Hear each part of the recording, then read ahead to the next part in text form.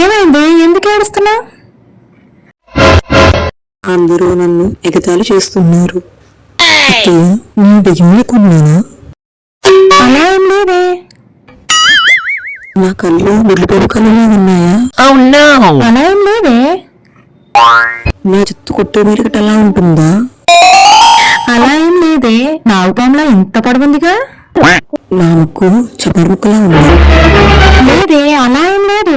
ఎందుకు అడుగుతున్నా? అదేం లేదత్తయ్య, ఎదురింటి వాళ్ళు పక్కింటి వాళ్ళు అందరూ నేను ఎత్తలా ఉన్నా అంటున్నారు. అందుకే.